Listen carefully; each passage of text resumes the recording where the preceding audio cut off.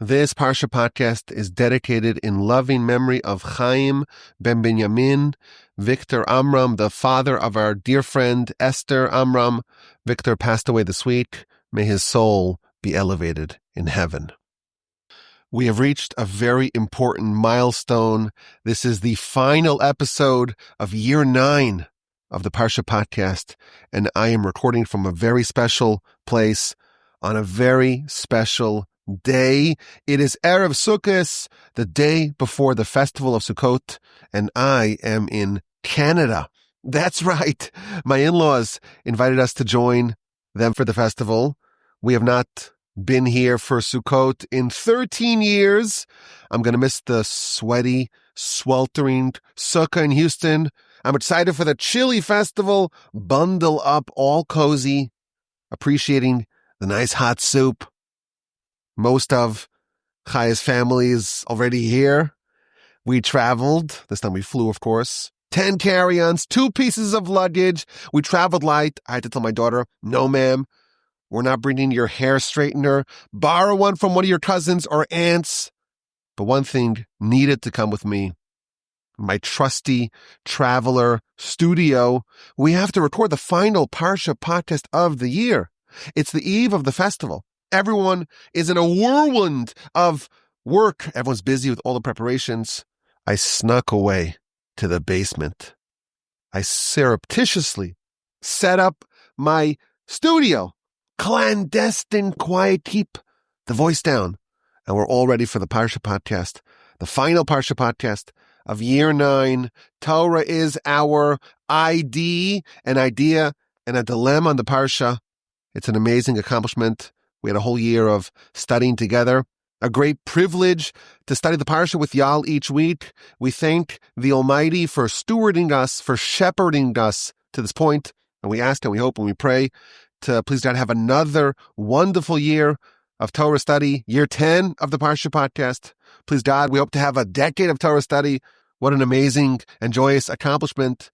We hope and pray that we will succeed in recording, with the help of the Almighty, a Parsha Podcast, one that will enlighten, inform, educate, entertain even, edify us, to deepen our knowledge, to deepen our insight, to broaden our understanding, to be elevated by the Almighty's wonderful treasure, the wondrous, great treasure that He gives us, the Torah. We have big plans for next year, the Parsha backstage, but now it's time for the final Parsha Podcast of year 9.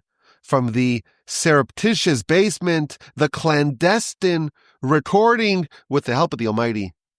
So let's begin. Parshas Vezos is a very unusual Parsha. It's the only Parsha that's not read on Shabbos. We read it on Simchas Torah, which is usually during the week.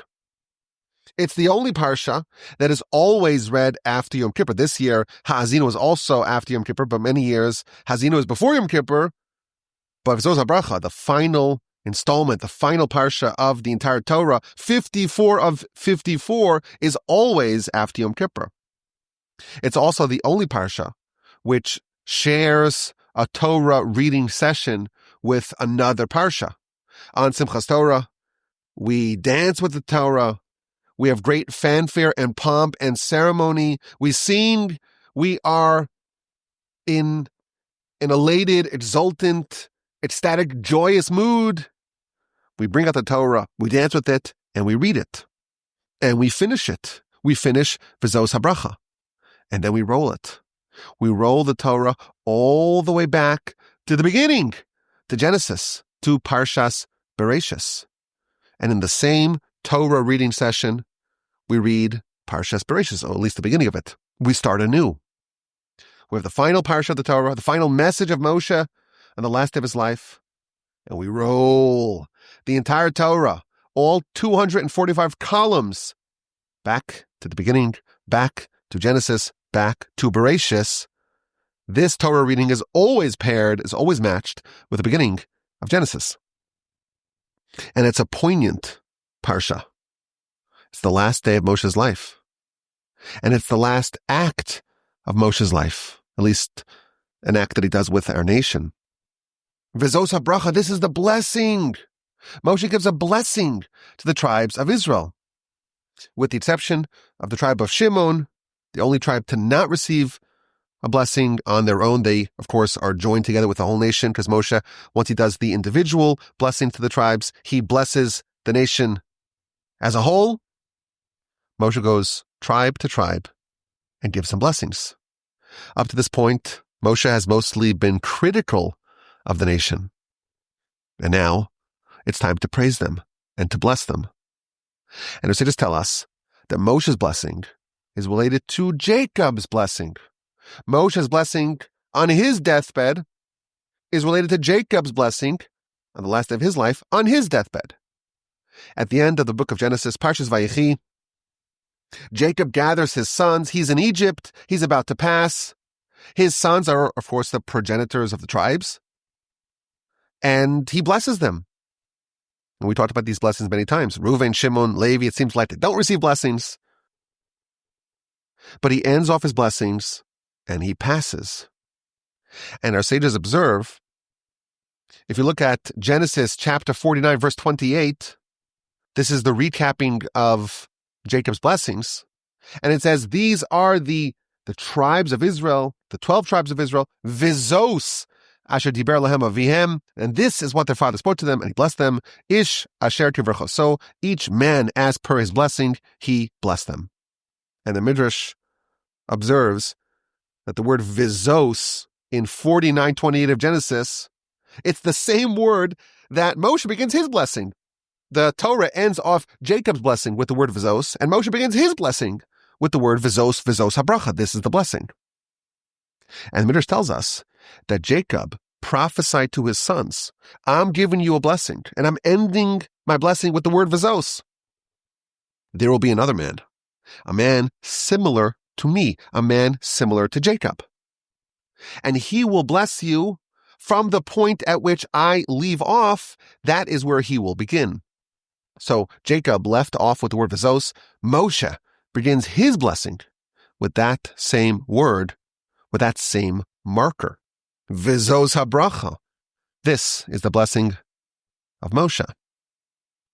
And our sages go even further, and they tell us that the content of each one of Moshe's blessings to the tribes that were spawned by Jacob's sons, the content of the blessings, it's the same theme, it's the same consistent theme that Jacob had in his blessings to these tribes. Moshe picked up where Jacob left off. And after Moshe finishes blessing the individual tribes, again with the exception of Shimon, he blesses the entire nation as one. Ashrecha Yisrael, praiseworthy are you, O Israel. Mi kamocha, who is like you? Am noshab Hashem, a people that were saved by God. Magen Ezrecha, he's your protective shield. He's your triumphant sword. Your enemies will collapse before you, and you shall tread on their back. That's the end of chapter 33. And then chapter 34, it's the final chapter of the Torah. Moshe ascends the mountain. He surveys the entire land of Israel. And chapter 34, verse 5, Vayamas Sham Moshe. And Moshe passed over there. Moshe, Eved Hashem, the servant of God, he passed in the land of Moab, as per the word, the mouth of God. Moshe is given a praise in his death that he did not receive in his lifetime. He's called Eved Hashem, the servant of God. The parsha begins, Vezos HaBracha, this blessing of Moshe, Ish Elokim, the man of God. And now in his death, the Torah calls him the servant of God. It's an interesting question. Why is he only now called the servant of God? But Moshe has passed. And the next verse tells of the burial of Moshe.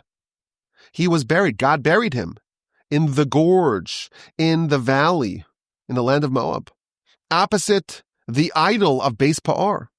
But no man knows where exactly his burial place is until this very day. The Talmud tells us this is like the last event, the last act of the Torah, the burial of Moshe. Of course, burial is an act of kindness because a person cannot bury themselves. They are dependent upon others to bury them. And the very last act of the Torah, the Talmud observes, it's an act of kindness. Oh, and the Torah begins with kindness and ends with kindness. This is like the end of the Torah, the final event of the Torah. But then we have some more verses. Moshe was 120 when he passed, but he was still at the peak of his powers. His eyes were undimmed. His vigor was undiminished. And the nation mourned Moshe. For 30 days in the plains of Moab, they mourned, they bewailed, they cried over Moshe. But Joshua ben Nun, son of Nun, he was filled with the spirit of wisdom because Moshe supported him and the nation hearkened to him and the nation did as God instructed Moshe. And the Torah ends, there was no prophet like Moshe who knew God, so to speak, face to face, who performed all the signs and the wonders that God sent him to do in the land of Egypt, to Pharaoh, to all his servants, to all of his land, ulechal hayada chazaka, and to the very strong hand, and the great wonders and powers that Moshe did, le'enei kol Yisrael, before the eyes of all of Israel. And thus concludes the Torah.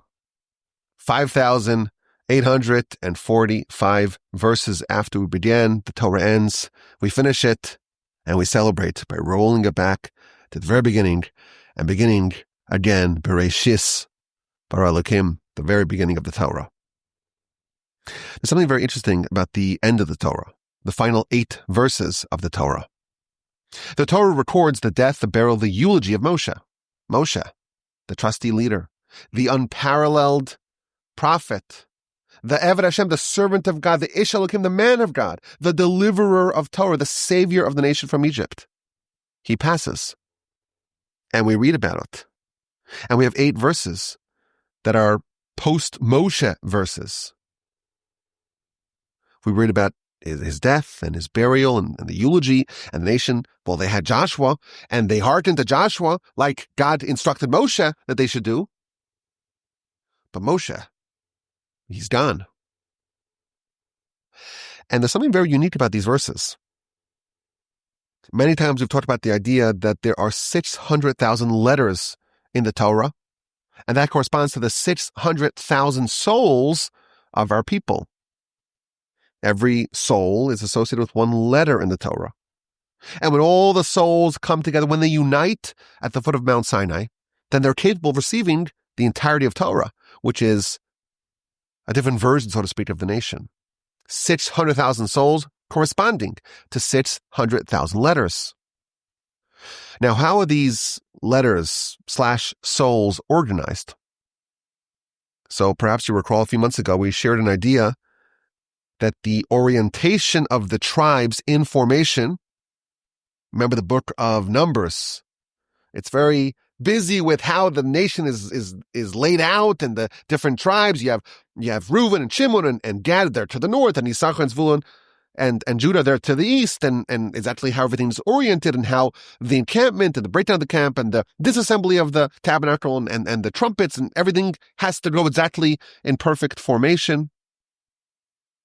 So there's an idea that we shared that the layout and the orientation of the nation, that corresponds to the layout, to the orientation of Torah. Meaning, you can actually read the entire Torah by looking at the layout of the nation. If you had a 50,000-foot view of the whole nation, and you knew which soul corresponds to which letter, you could read the entire Torah in order by seeing how they're laid out amongst this broad expanse of land. The layout of the nation is not random. It's another way of spelling out every letter of the Torah, every word of the Torah. And you recall we said that the blasphemer, he wanted to encamp amongst the tribe of Dan, because that's where his mother was from, but he was booted, and it was so important that he not encamp at the place that he doesn't belong. Why? For this reason, because the layout of the nation is not random. It's actually spelling out the whole Torah. And each soul, each letter, is completely indispensable. Because the entire Torah is dependent upon having all 600,000 components in the right location. You have one letter missing, one soul missing, and the entire Torah is invalidated. One letter is out of place, one soul is out of place, one extra soul / letter And the Torah is imperfect, but it must be perfect. And thus, if the blasphemer is encamped with the tribe of Dan and he doesn't belong there, he is threatening the perfection, the pristine perfection of all of Torah. So that's one idea, how those souls kind of trace their origin back to the Torah. But there's another idea. The sequence of the letters of the Torah, from beginning to end, from the first letter of Bereshis, that's the bet. It's actually enlarged. In the Torah scroll, the first letter of the Torah is actually larger, a larger font, one of the 11 letters that's larger, a larger font. From the beginning of the Torah, from the enlarged bet that begins the word Bereshis, until the end of the Torah, till the final Lamed, Le'enei Kol Yisrael, that last Lamed, that's organized from greatest on downward. The greatest souls, the greatest letters are found toward the beginning of the Torah. And thus, the greatest we've ever had. The unparalleled prophet, the servant of God, the Ish Elohim, the man of God, Moshe, he corresponds to the first letter of the Torah, to the enlarged letter Bet. But what happens as you make your way from there on, progressively, it gets to weaker, less powerful, less potent souls. And at the end of the Torah, we're at the lowest level possible.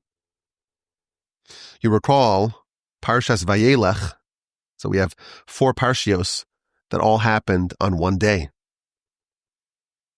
Nitzavim, Vayelech, Ha'azinu, Vezos Habracha. Parshas Vayelech, the Parsha starts off, Vayelech Moshe, Moshe went. It doesn't say where he went from, where he went to, what he did, just says that Moshe went. And all the commentaries, and even on the Parsha Podcast, we're trying to figure out, well, where did Moshe go and for what reason? Some of the commentaries suggest that Moshe had to travel, not necessarily physically, but spiritually had to travel. Moshe's on this towering dimension, the highest level. And he has to go to the end of the Torah. And he has to not just to write it, to communicate it, to teach it. He had to somehow associate himself with those souls that are so much lower than his. So Moshe had to leave. He had to depart from his lofty stature in order to connect with those souls corresponding to those letters that are much, much lower dimensions. He had to reduce himself. He had to travel outside of his realm to find a way to associate, to connect with those letters, with those souls that are at the end of the Torah, that are so more diminished or such a lower level, they're out of his orbit. So Vayelech Moshe had to travel. That's as you get to the end of the Torah, it gets less and less. And we have 8 verses that are comprised of letters that really have no association with Moshe. They're the lowest letters spiritually, the lowest souls spiritually. Those are the souls that are maybe divorced from any connection with Moshe. They only have a tenuous, a passing association with him and with Torah.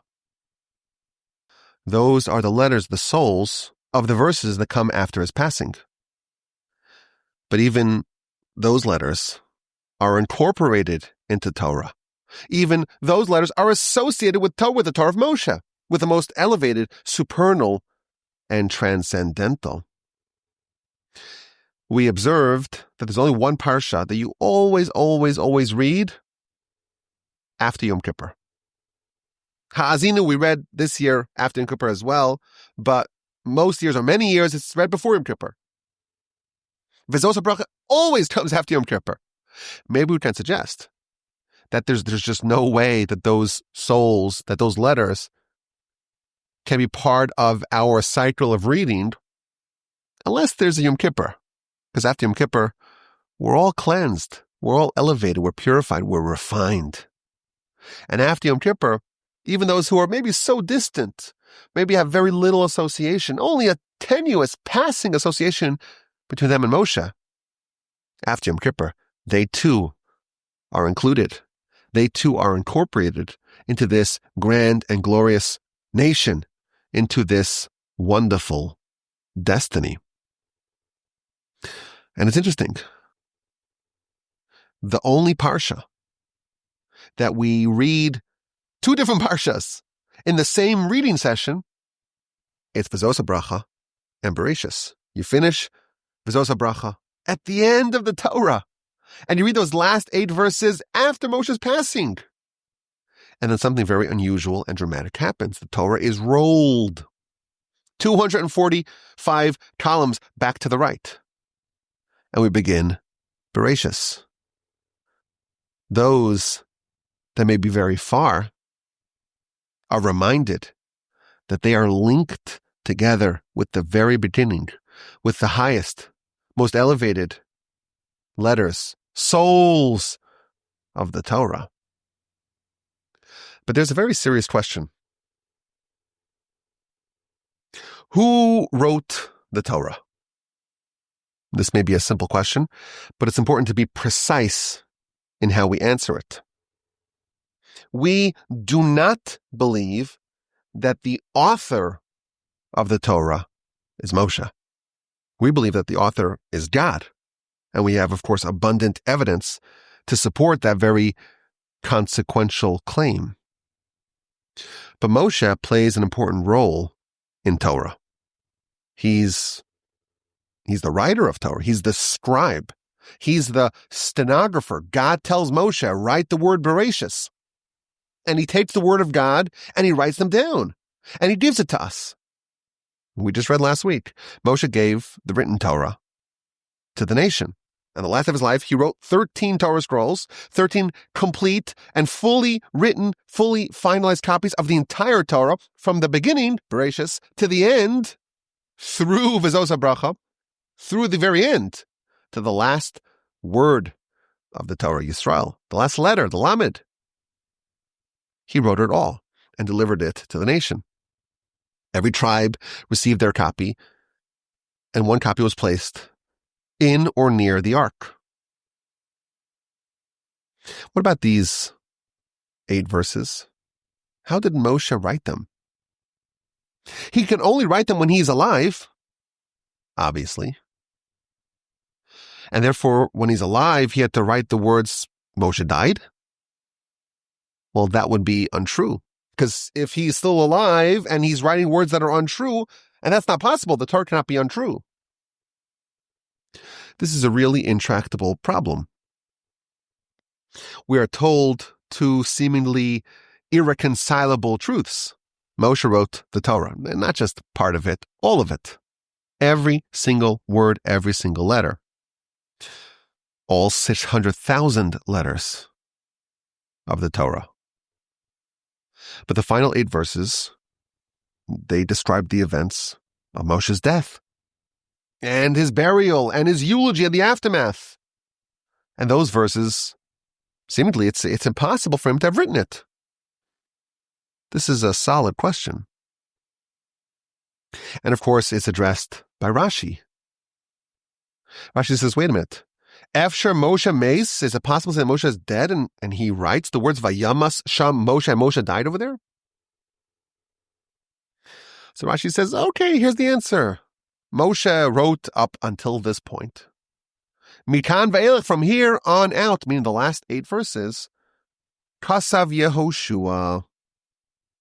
Joshua wrote it. So the whole Torah, it's 5,845 verses. And Moshe wrote most of it. Moshe was the scribe for most of it.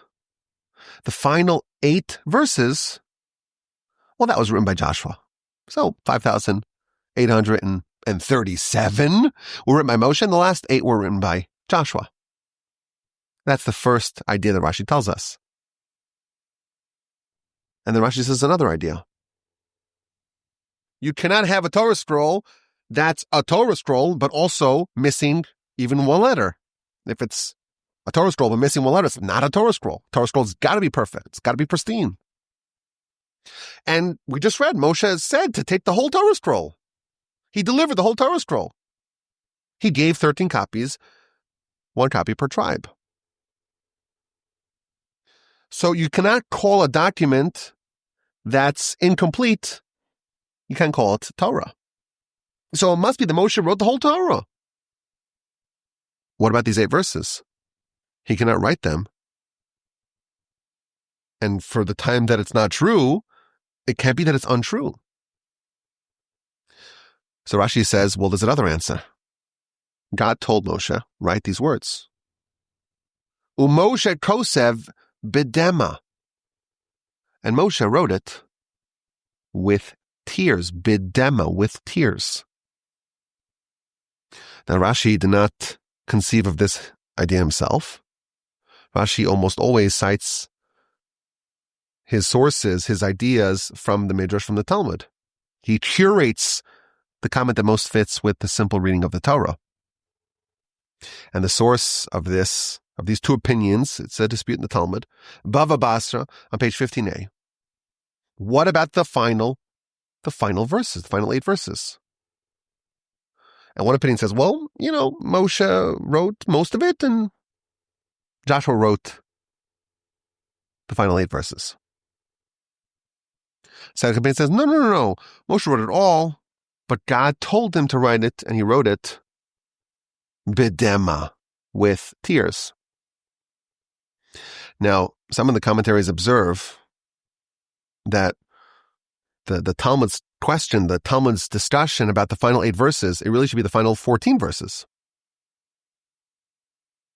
And the reason for that is because what about the events of the beginning of chapter 34? Moshe goes up the mountain. So he's up the mountain by himself. And he's surveying the whole land. Did he write those verses up while on the mountain? And then they climbed up the mountain, they found that scroll with new verses? It's also hard to imagine. So, why is the Talmud talking about only the final 8 verses? What about those other verses? That's an interesting question. But regardless, the big picture here, we have a problem. We have verses that tell us that Moshe wrote the whole Torah, and we have an impossibility for him to write words that are untrue. And we have 2 solutions. Either, well, Joshua wrote it, but that doesn't really solve our problem, because if Joshua wrote it, well, Moshe didn't write it. But Moshe is supposed to write the whole Torah. The Torah is called the Torah of Moshe. Torah's Moshe. Not Torah's Moshe and a little bit of Joshua. And the Talmud's other solution that, well, Moshe was told what to write and he wrote it. He was crying. You imagine he was crying because it's describing his death, his burial, his eulogy. But how does that really solve the problem? If he writes it with ink, he writes it with tears, he's crying. How does that actually address the core matter that Moshe is writing things that are untrue? He's crying. So what? It's still untrue. So the whole subject really needs to be understood. There's a very masterful comment by the Gaon of Vilna. It's just wonderful and brilliant. And what he says is that actually these 2 opinions are 2 halves of one whole. They're both true. Both that Joshua wrote it and Moshe wrote it, bidema, with tears. And what he explains is something very powerful, very profound. We know that the Torah preceded the world. When Moshe went up to heaven to get the Torah, the angels were very surprised that there's a person, a human, born to a woman, a person of flesh and blood, who's there to get the Torah. And they tell God, well, how are you going to give the Torah to humanity? Why is humanity worth of your attention? Why are they deserving to have your Torah? This Torah, it's your treasure. It's your treasure that you had in your treasure house for 974 generations before the world was created. And you want to give it to humanity?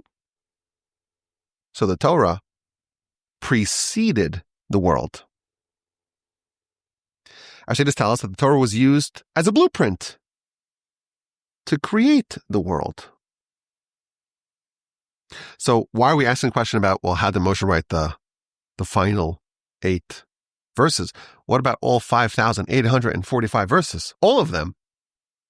were all said or were all extant in the Torah before the world was even created. So all the events of the Torah were already inscribed in the Torah. So, of course, this question is addressed, and we spoke about this in the past. If you look at the Ramban's introduction to the whole Torah, he says that the Torah exists on two dimensions. We have a Torah, and it's the Torah of God. It's the Torah of Hashem. But the Torah, when it was in heaven, it's not the same format as the Torah that's here. For example, you open up the Torah, you go to the middle of the book of Exodus, and it talks about what happens if an ox gores another ox. Who has to pay? How much you have to pay? What if it was the first time, the second time, the third time, and so on?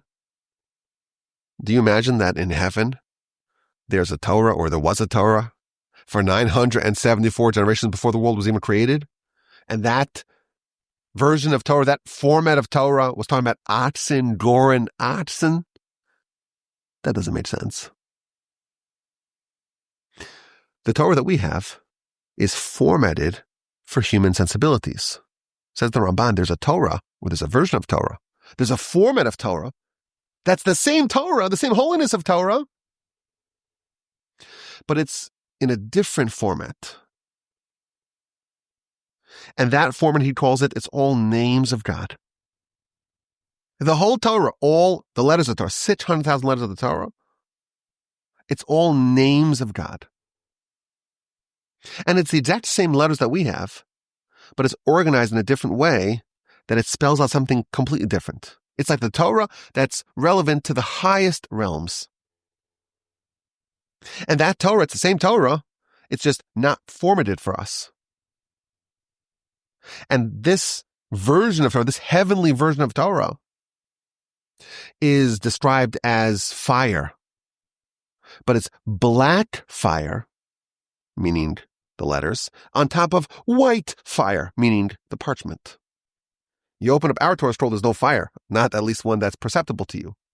But there is the same Torah, the same letters, the same parchment, organized and formatted in a different way, that's like a heavenly version of the exact same thing. And that version of Torah, the heavenly version of Torah, that preceded the world 974 generations. And that was used to create the world. And Moshe goes up to heaven and he gets the Torah also on that dimension, because Moshe is able to understand it, how it's all the letters that spell names of God, whatever that even means. But Moshe is also able to format it in a way that we understand it.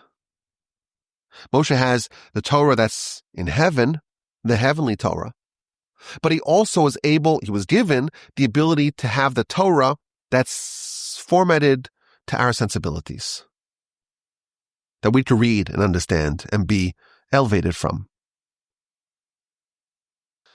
Moshe, he's writing the whole Torah from beginning to end, from the first letter to the last letter. And how does he write it? In which format do we have it? Well, you open up Genesis, and you don't see any names of God. Well, of course, you do see names of God, but you see it in the context of a narrative. You read about Genesis, and you read about Adam, and Cain and Abel, and Noah, and the flood, and Abraham. You read all these things, and it makes sense to us, and it's telling us a story. And it's telling us lessons. And it's written for us. And this is the exact same Torah. And the same letters, but oriented differently. That is a totally different form of the same thing. A heavenly Torah, black fire on top of white fire. That Moshe knew, Moshe was given, and Moshe gave us this human version, so to speak, of Torah. Moshe wrote the entire Torah, including the last 8 verses. But he wrote it in different ways. The first 5,837 verses, he wrote it in the manner that is suitable for human consumption. It's not the names of God. It's not some other version of the same Torah. It's written in a way that we can understand it. It's designed for us. The final 8 verses, Moshe wrote it. Moshe wrote every single letter. But he did not write it in a way that is suitable for human consumption. He wrote it in a different way. He wrote those verses as the names of God, as the black fire, top of white fire version of Torah. The Talmud does not say that Moshe wrote it when he was crying. The Talmud says bidema, which we translate as with tears, because the word dema means tears, but the word dema also means a mixture, a mumble jumble. The letters of the Torah, if you were able to access the earlier version of Torah, it would be the same letters, but mixed up. It wouldn't spell the same words. It would spell other words, the names of God. The final 8 verses, Moshe wrote bidema, with a mixture. In the version of Torah, that the letters are oriented differently. To us, it looks like it's all mixed up. But those letters, the way they were oriented, it was in the heavenly version of Torah as the names of God version of Torah. So it said the letters, Moshe died and Moshe was eulogized and Moshe was the greatest prophet and so on. All those letters that we have, it was those letters. But it was organized in a different way in the names of God version. Moshe wrote it. That's the first opinion in the Talmud. Second opinion in the Talmud, Joshua wrote it. Indeed, that's also true. Joshua wrote it. Joshua wrote it. He didn't write it originally. He took those mixed up letters and organized those letters in a way that we can read it, in a way that spell out Moshe died and he was buried and so on, and he was eulogized. All the orientation that we have, that was done by Joshua. There's no dispute. They're both saying the same thing. Moshe indeed delivered a fully formatted, a fully functional, a complete version of Torah with all the letters, with all the verses. There wasn't a single letter that was missing. But the last 8 verses were bidema, they were mixed up. Because they were written in a way that we have no way to fathom even. It's all hidden. It's all the names of God. Once Moshe passed, Joshua wrote it, meaning he took those letters and reshuffled them and reoriented them, brought them down to our understanding and the way we read it. It's the same letters that Moshe wrote.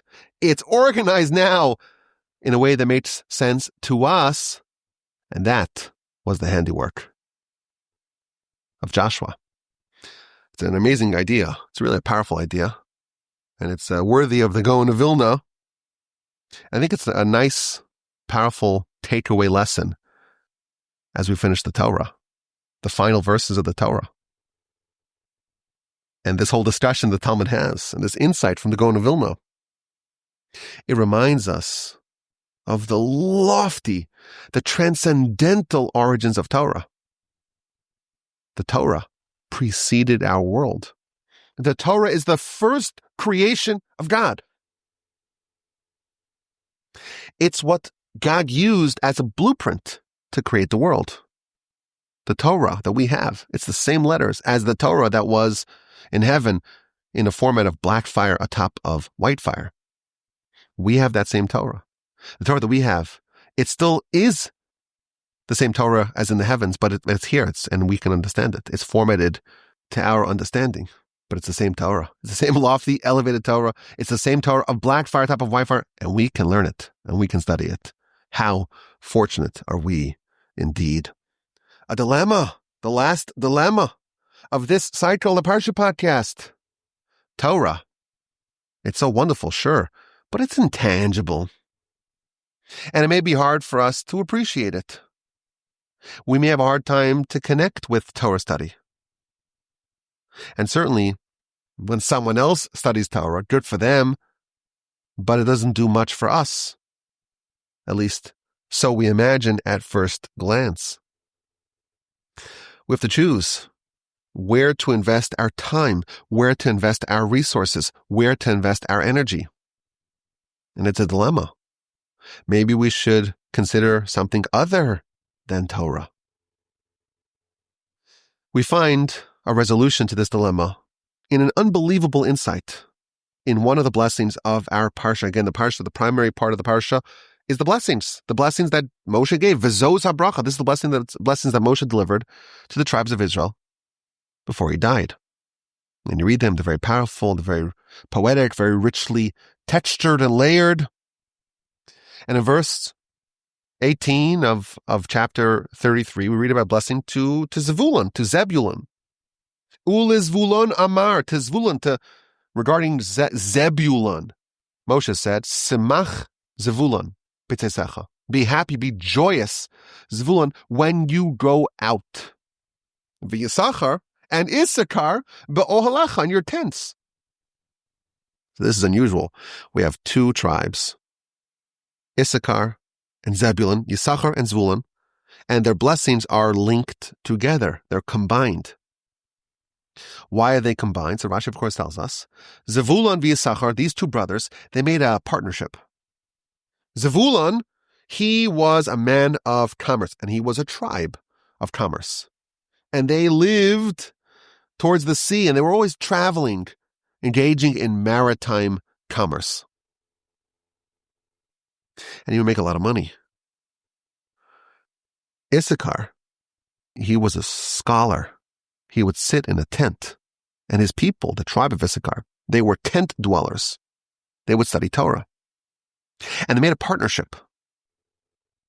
Zevulun would go out to do business and commerce and trade, and would travel to distant lands and engage in commerce and make a lot of money. And he would take his bounty, his riches, his wealth, and give half of it to his brother Issachar, Yisachar. And Yisachar would study Torah and would take half of the merit of the Torah study and give it to Zevulun. That was their deal. That was their partnership. And therefore, in this blessing, they're combined. And Moshe tells Zevulun, Smach, be happy. You're going out, you're doing business, you're doing commerce, away from your tribesmen, away from your people, away from your land. Be happy, be joyous. You're going to do something very important. Issachar, you be successful, sitting in your tent, engaging in the most profound study of the Almighty's Torah. And the tribe of Zevulun, they were the businessmen. They were the moguls. They were the titans of industry. And Yisachar, they were the tribe that excelled in Torah study. And they would engage in the most difficult portions of Torah study. To know exactly when to make a leap year, how to establish the months, all the astronomical calculations needed to intercalate the calendars. That's what they did. And Moshe is blessing them. Be successful. Zevulun in your part, Yisachar in your part. Continues Moshe. Amim har yikro, the nations, they will call to come to visit. They will be summoned. They'll be assembled on the mountain, meaning in the temple, and they would offer sacrifices of righteousness. This is all part of the same blessing. Ki shefa yamim yinaku, because Zevulun will be nourished by the riches of the sea. Usfune temunechol. You read these words don't appear elsewhere. Many of these words don't appear. They're very poetic. So everyone's trying to figure out what these things mean. Sefune temunechol, treasures hidden in the sand. Now, what does this mean? So Rashi tells us Zevulun's going to do business and go out in the ships to the sea, and he's going to have wealth and riches and treasures, specifically in things that are buried in the sand. He's going to have the treasures buried in the sand. So what does that mean? So the first thing is a tarit, or a tarith, which is some sort of fish. It's some sort of exotic, very expensive fish. And that's a fish that's hard to get because it's in the sand, and it's very valuable. And then there's the chilazon, that's the snail that you need to make the dye that makes the purple wool, and the tchelis, the blue wool, very expensive, very hard to find because it's always buried in the sand. And the white gems that are in the sea and in the sand. That's the blessing that Zevulun gets. And the commentaries puzzle over this. Zevulun's going to do business. He'll go out and do commerce and trade and engage with other peoples and do a lot of business. But the blessing specifically is that he's going to have the wealth of the treasures that are hidden in the sand. Why is his blessing specifically that he'll have the wealth that's hidden, that's buried, that's burrowed in the sand? So my grandfather, of blessed memory, said something very profound. Zebulun, he was rich. He was a mogul. He was a titan of industry, a philanthropist who recognized the value of Torah. And he made a bargain. He made an agreement to split with Yisachar. Half my wealth goes to you. Half your Torah comes to me. Zebulun knew the secret value of Torah. He knew that Torah study, that's what gives life to the world. That's what animates the world. That's what brings vitality to the world. The world stands on three things. And the first thing is Torah. The world only endures because of Torah. Torah is a pipeline that connects this world to heaven on high. We spoke about how the Torah there's two formats to Torah. There's the format that's given to us, that's designed for us. And then there's the format of Torah that's in the heavens. And both formats are still true. If you go to heaven, the roots of Torah still lie there. The roots are still a Torah that's the black fire top of white fire. It's still called a Torah of God, even though we have it. When you study Torah, you're engaging with God's most precious treasure. So every word of Torah study, it's a pull request to heaven. Because you're summoning some of the power, some of the vitality, some of the greatness that's in heaven. So you study Torah here, and you're pulling down from heaven. And that's like a connection between this world and heaven. And that creates a pipeline. And through that pipeline flows all the vitality of this world. Indeed, the world stands on Torah because absent Torah, the world would cease to exist. Now, the analogy for this is a beautiful lamp. It can illuminate the whole room. But the lamp has a wire that's so unsightly, it ruins the feng shui of the room. It kills the vibe. We want the light, but we don't want the unsightly wire. It's an eyesore. So the enterprising designer will just simply snip the wire. It's doing nothing for us. But of course, the wire, that's what brings the vitality, the energy, the electricity, the current that illuminates the lamp. You snip the wire, you're plunged into darkness. Torah is the wire, is the pipeline, is the connection that unites our world with the source of all life, of all vitality in heaven. You snip the wire, the world goes dark.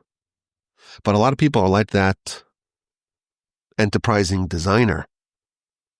They don't appreciate the wire. It seems like a waste of resources, they may say. Because the Torah's value, its power, is hidden. You want to raise awareness, you want to raise attention, you want to raise funds for other causes. It's easy, relatively. A museum, an art museum, it's easy. An NGO that does some valuable work with a small side of embezzlement, extremely well funded, flush with cash. Try raising money to support Torah, to disseminate Torah. It's very hard because people say it's unsightly. It doesn't do anything for me. To get support for the yeshiva, it's very hard. Its value is hidden, and only those who have keen insight can appreciate it. Only those who sense, who understand how valuable, how cherished, how wonderful, how indispensable it is. Only they have the privilege of supporting it. Zebulun is someone who saw the beauty, the richness, the treasure that was burrowed in the sand, that was secretive, that was hidden from the eyes of the masses. Most people didn't see the value in it. He was the one who said, I'm going to take upon myself the responsibility of making sure the Torah flourishes, that Issachar, the one who's dedicated in the tent, he will have everything he needs. I'm going to invest in this hidden treasure. Moshe tells him, be happy, be joyous, Yisachar. Be happy, be joyous, Zevulun. You're both doing something wonderful. Zevulun, you're going to be rewarded, measure for measure. He saw the treasure that was hidden, and God repaid him with the treasure that is hidden. As we wrap up year 9 of the Parsha Podcast, I think we could say something similar to that about ourselves. We too, on our own level, we recognize the value of Torah. We recognize that this is something we want to dedicate part of our day towards, part of our life towards. We've been exposed to the beauty, to the richness, to the delight, to the purity, to the power, to the elevation of Torah. Indeed, how fortunate are we to have this privilege. May we all merit to continue studying the Almighty's Holy Torah, to continue burrowing deep into its depths, to be worthy of being ones who appreciate this secret, this hidden treasure. May we merit to study the Almighty's Holy Torah for another year, please God, and hopefully for many years to come, in good health and in great spirits. Have a marvelous festival, a magnificent Shabbos. We're all looking forward to much, much more Torah and Parsha backstage in year 10 of the Parsha Podcast with the unending help of the Almighty.